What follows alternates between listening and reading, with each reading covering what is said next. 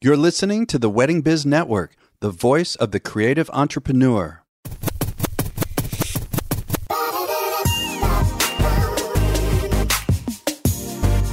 Hey everyone, it's Andy Kushner with The Wedding Biz, a podcast that provides both education and inspiration for those of us in or interested in the weddings and event industry.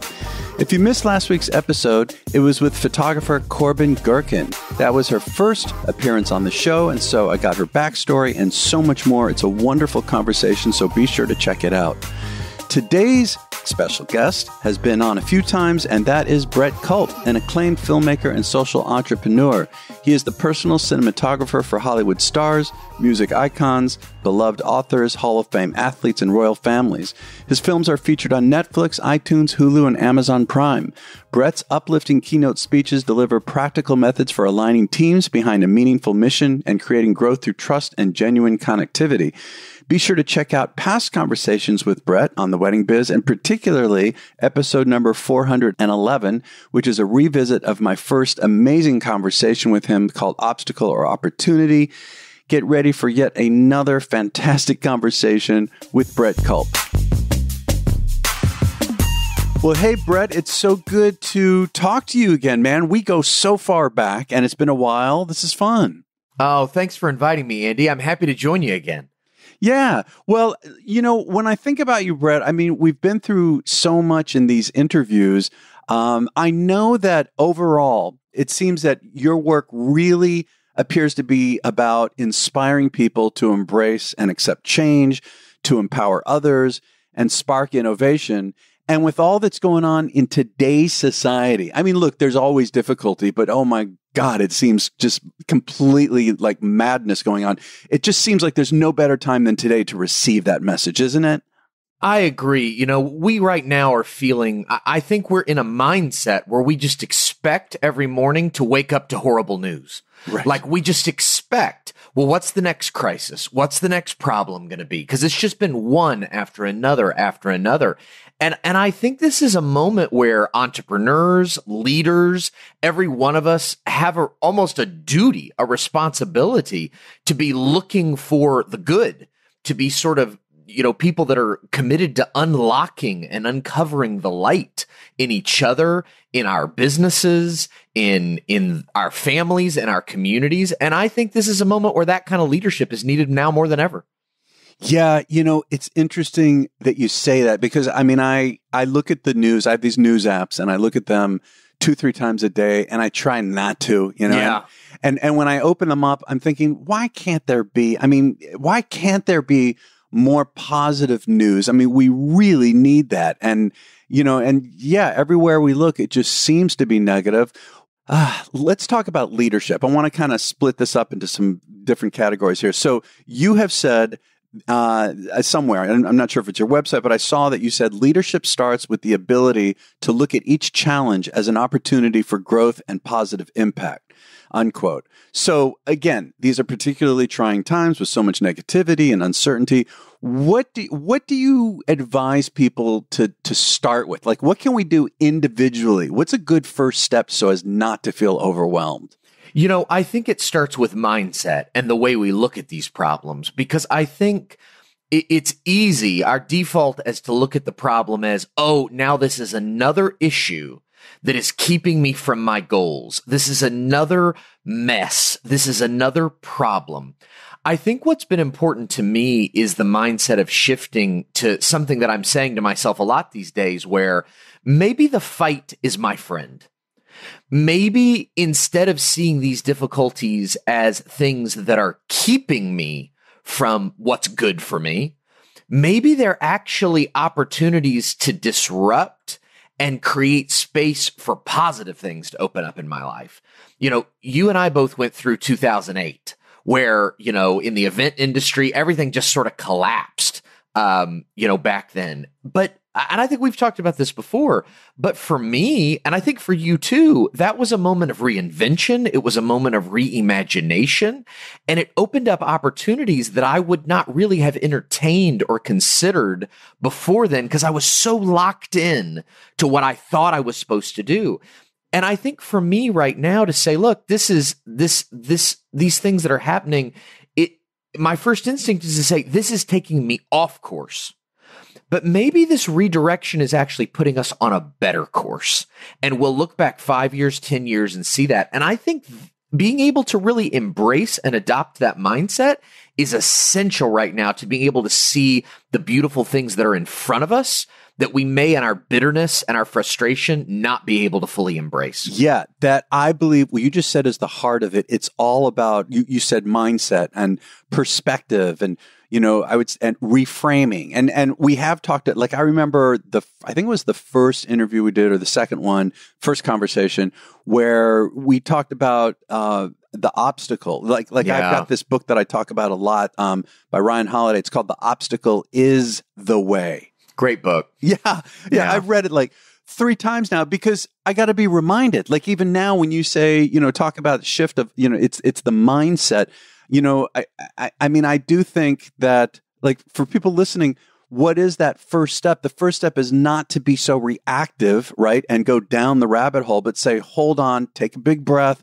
And like you just said, think about all the big challenges we've had in our lives in the past. And when you look back on them, like you mentioned 5 years later, you look back on them and you see that, okay, wait a minute, that was a blessing in disguise. Yes. And I think seeing, there's an interesting principle in the world of aviation when they broke the sound barrier. To break the sound barrier, you have to get to 767 miles per hour. That's Mach 1. But what happens to your aircraft when you start to get close to that is it feels like everything is going to fly apart. Like it feels like everything is shaking and rattling. And for decades, aviators and engineers thought it was impossible to break the sound barrier because that resistance was so strong that they just felt the urge to throttle back. They're like, well, we can't do this. We're just going to have to, slow down our acceleration and, land.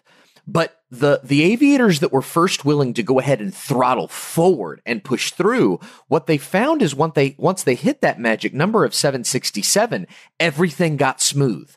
Because what happened was now the air was pushing them forward and all the factors around them were pushing against them. But even at 766, 1 mile per hour short of that, it felt like everything was falling apart. I think our tendency in moments like this is to be like, maybe I just need to lay down on the floor for a while and wait for this to pass. Yeah. But what that principle taught me is that no, this is actually the moment to throttle forward, the moment where it feels like everything is falling apart.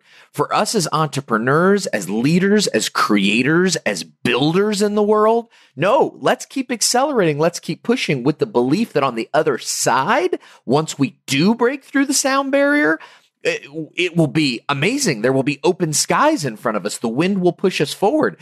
I believe we're all approaching Mach 1 right now. It feels like everything's flying apart, but really we're close to the breakthrough. Yeah. Well, look, there's another quote that this is making me think of what you're saying, which you said again somewhere is change is accelerating, pushing organizations to innovate at light speed. And you go on to say, to now bring this into, what can we do within our own companies? You go on to say, quote, employees are drawn to cultures that support their development and invite them on a meaningful mission. Can you say more about that? Yeah, sure. I think what's happened over the past couple of years has forced us with, virtual work. So many of us are working from home now, which is creating a sense of independence and personal ownership. I think what we're going to start seeing in all of our organizations is our hierarchies are going to be forced to get flatter. Because this process of everybody, I report to this person and you report to that person, and like, we're not going to be able to do it that way anymore. And I think we're already seeing that start to happen by necessity. And so I think if you're a person who hires and fires, who manages, who leads, I think what we're going to start to see is a shift away from management to a spirit much more of mentoring and from control to coaching. And I think that's what leadership is already starting to look like for those that are doing it well. They're shifting their mindset to instead saying, how do I get people to do what I want them to do as quickly and with as little whining as possible? And instead say, how can I release these people? How can I unleash them on the world and create an environment for that? Believing that bringing out the best in them will lead us to more innovation, more success. I think the leaders of the future, the entrepreneurs who are going to win in the days ahead, are the ones that are going to be most effective and quickest at shifting that mindset. God, it's interesting that you're saying this. Like my business partner and I have some issues in our business with people who work for us who are running, if we've got a band business. So with people who are running each individual band and we're finding that there's, I guess, we need to reestablish certain mindset in some ways. The product is all amazing, but there's some stuff behind our products, behind our services that we got to work on. And again, I think you mentioned a moment ago the difference between managing and mentoring. That we got to head more from managing to mentoring. And so, like my business partner and I, we were going to have a big meeting with all the band leaders and all the music directors, and with a big group like that, it's more us kind of, in a sense, making a presentation. We just decided we're going to cancel that, and instead we're going to have one-on-ones or twos-on-twos. So, and with the perspective of what you're saying of more, not so much managing, telling them what to do and setting these structures, but rather really involving them. But behind that is mentoring. That's really what we're looking at. That's right. And that's still leadership. That is the most important leadership. And that starts with a leader. This is what you're talking about, deciding what they want their culture to look like as an organization. Yeah. You're talking about, you can have the most incredible deliverable ever. And the people who are experiencing, the people at the event who are experiencing the entertainment you're providing, or the floral design you're providing, or the photography, or the event management, whatever it is you're providing, maybe the attendees at the event, they're experiencing that and it's all beautiful and it all seems smooth. But what is that the marketing efforts, the promotional efforts, it's so relationship built that if you're not building a culture that attracts the kind of gatekeepers and the kind of influencers that you need, who are going to say, I'm not just attracted to them because they have a great end product, but I like them. I feel a certain way when I work with them.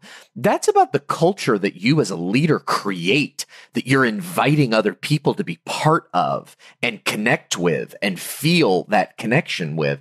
And that takes a level of empathy and skill to build, to be able to define and articulate what that culture is clearly, and then invite everyone on your team to participate in it, buy into it, take ownership of it, and then be a representative of it in the world.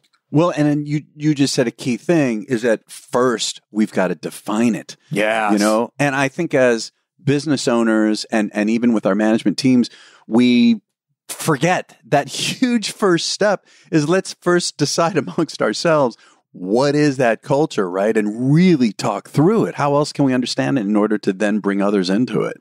That's exactly right. And it takes sitting down and defining what experience do you want everyone who interacts with your company to have? Yeah. What experience do you want them to have? What feeling do you want them to come away with? And again, that comes down every part of your business. You can think, it only matters what the end guest sees or what the person who's writing the check sees. But we all know instinctively that's not true. For your business to thrive, it's not just about pleasing the person writing the check or pleasing the person who introduced you to the person writing the check. It's about building a sense where everyone along the line feels a certain way about your company, and then deciding, well, what are we going to do? What actual steps are we going to take to create that experience, that emotional experience for them? And then being committed to making that happen every step of the way. But it's also about knowing yourself first, going back and saying, well, who are we? What kind of experiences do we create? And how do we want people to feel about us when they engage with us? Do we want them to feel inspired? Do we want them to feel empowered? Do we want them to feel happy? Do we want them to feel peaceful? Do we want them to feel, you go down the list and define that. And that's going to be a little different for every organization and every offering, depending on your business. I want to make sure that you're aware of two other shows that are on the Wedding Biz Network. First, The Business of Being Creative, hosted by founder and president of The Business of Being Creative, Sean Lowe. Sean's consulting firm is focused on providing practical advice to those in the business of being creative. Tune in every Tuesday to hear a new episode chock full of topics and advice for creative businesses. Also, check out the 2 seasons of Stop and Smell the Roses, hosted by the one and only lifestyle and event design expert, Preston Bailey. Preston speaks with such an honest voice. I know you're going to thoroughly enjoy hearing him on this unique platform. You can find both shows at theweddingbiznetwork.com or on your cell phone's podcast app for both The Business of Being Creative and Stop and Smell the Roses. You know, I was going to ask you, related to this, how can we facilitate unleashing hidden potential and performance in our teams? And it seems the answer is, first, do what you're talking about, include them in this conversation so that they feel a part of it. And then I think in that sense, it's there indirectly, they're going to start, that is unleashing their hidden potential so that they can do something with it and help us take it further. It is. You know, I think we are used to thinking about leadership and management in terms of creating intricate systems of best practices and then creating even more intricate systems of rewards and punishments that will get people to do exactly what we want them to do when they work for us. And I think we're entering a new dimension where, yes, we do need best practices. Yes, we do need to make sure that things are happening the way we want them to happen. And all of that is important, you know, to create those sorts of tactics and strategies. That all matters. But I think the people that are going to win in the days ahead are the people that are going to be able to look at the people that they have on their team and empower them to bring those next level of innovations, to feel safe and comfortable, to bring you ideas. You know, I think one of the problems over the past 2 years that many leaders had was an inability to admit they didn't know what they were doing all the time. Yeah. And that went from the top in our government all the way down just to the middle management and lower management of our organizations. You know, we were unwilling to admit we didn't know what we were doing. We didn't know exactly what to do next. And we were, here's our best. And a month from now, if we're not right, we'll apologize, you know, and I think that broke trust for a lot of people in every level of our cultures and our communities, that there wasn't that sort of humility to learn and grow and to learn from each other. And I think people know instinctively if they're working for you or with you, whether you're the kind of person that they have to sort of walk on eggshells and sort of maneuver around because you can't take criticism, you can't take feedback, honest dialogue. And they know that. And that sort of cultural reality has to be broken. It has to be broken. We got to all be willing to sit in rooms and say, tell me what you're not telling me. Yeah, right. You know, tell me what you're not telling me. I saw a tweet the other day and I can't remember who it's from, but the most important thing that needs to be said in every organization is the thing that cannot be said. Gosh, you know, that's actually another reason that my business partner and I decided not to have this huge, big meeting, is that we're never going to be able to get that in that kind of an environment. And so, yeah, and it's another great argument to really have more one-on-ones and be able to give that employee or regular contractor an opportunity to do that. I mean, that's one of our problems that we're dealing with, is that, you know, people are talking to each other. You know how there's gossip and it's just natural everywhere. And one of the ways to beat it is to get in front of it, on top of it, like what you're talking about. The most, you know, I right now there is so much change happening, and it is happening so fast that the organizations that are going to win are the ones that are going to be able to respond quickly. The ones that are going to be able to, they're not going to respond perfectly, but they're going to respond with speed. But I believe speed is only possible when there is honesty and authenticity, when people can quickly give feedback to the people they work with and to the people they're accountable to, and feel safe and comfortable that that's not going to be taken with offense. People aren't just going to defend themselves and say, well, that's not true because of this and this and this. That people are going to, when you give them feedback, that the response they're going to get is thank you. Yeah. Thank you. Right. Not just in word, but they're going to feel it in your body language, in your tone, in everything about you. They're going to feel you saying thank you. And the more they feel that from you as a leader and within the culture, the faster you will get the feedback in real time about what needs to be changed and innovated, and the faster you will be able to respond. The organizations that do that well are the ones that are going to move at light speed into the future, and the ones that don't are going to be left behind. Well, and I'm thinking too that is going to allow them, the people who work for us, if we do it this way, for them to carry that on to our customers, directly to the customers. Absolutely. Absolutely. You're exactly right. And a customer can feel whether a person they're talking to is empowered to truly serve them, or whether that person is only empowered to follow a list of rules they've been given. You know that feeling of you're trying to get something done and it's outside of the typical rules, and they just keep having to bump you up to a supervisor and a supervisor and a supervisor. And what you know is that person you were talking to at the beginning, they were never empowered to serve you. They were only empowered to follow the rules they had been handed by a system that wasn't really meant to serve you, but meant to protect the organization they worked for.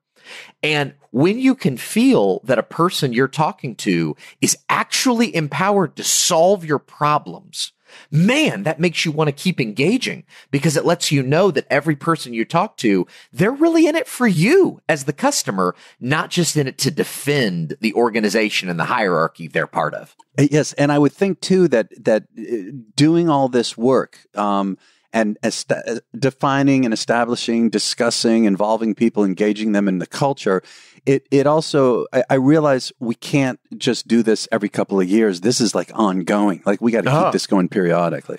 Right now, this is real time, real life every day. I mean, the world is changing so fast. What are the gas prices going to be tomorrow? Who knows? What is inflation going to do tomorrow? Who knows? Who's going to be in charge of what, and who's going to resign from what role? And we just don't know. We have to be in real time all the time, knowing that when we wake up every day, there's going to be a new wave that's going to come through.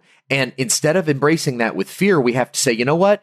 This is an opportunity for us to innovate in a way that our competitors are not, in a way that the rest of the marketplace is not. They are not going to move with as much speed, determination, and confidence as we are. This is not a moment to be afraid. This is our moment to throttle forward. And if we will do that, 5 years from now, we will see all the people that got left behind and are out of the business because they could not adapt as quickly. Let's commit ourselves to building a culture, building an offering, building relationships that are resilient to all that change, that actually thrive on all that change, that actually get stronger because of it. There's a concept that an author named Nasib Taleb presented called anti-fragile. And he said, most things are fragile because the more you hit them, the more they break, and most physical objects are that way. You think about it. I mean, I've got a napkin sitting in front of me here. The more you rip at it, the more it breaks, and it never restores. But your muscles are not that way. Your muscles, the more you work them, the more you stretch them, the stronger they get. Your muscles are anti-fragile. It is actually the resistance, it is actually the strain that makes them grow stronger. A napkin doesn't do that, but your muscles do. I think we're in a moment where we have to think as anti-fragile. We have to believe that the resistance, the stress, the tension is not making us weaker, it's making us stronger. But it is a certain kind of leadership mindset that allows for that. And if you're the kind of leader that the more tension and stress you face, the weaker it makes you and your team, you're going to lose in the long term. It's just going to break you down till there's nothing left. But if you can be anti-fragile like your muscles and your body are, you can win. Yeah. So, Brett, if people want to get more of this, or you're a wonderful keynote speaker. You've got, topics that touch on what we're talking about and so much more. Where should people go? I'm assuming your website, brettculp.com, or is there any particular part of it? Yeah, that's it. BrettCulp.com. That's BrettCulp.com. And I'm on social media every day. I'm posting all the time. And so any of those channels, I think I'm everywhere but Snapchat. Okay. Any of those channels, I share a lot on a consistent basis revolving around this. And as you said, I'm a keynote speaker. I'm speaking at events all throughout the fall and spring, and maybe I'll run into you there. Yeah. Well, Brett, as usual, our conversations are just so enlightening. I love talking to you. And, we got to just keep doing this periodically. This is wonderful. So thanks for your time. Thanks for inviting me, Andy. This has been a joy. Thank you for listening to my conversation with Brett Culp. Be sure to check out his website, which is brettculp.com. That's Brett, BrettCulp.com. You can also find him on all the various social media platforms at Brett Culp. And if you could share this, it would really help people find us and get so much out of the conversation as well as past ones.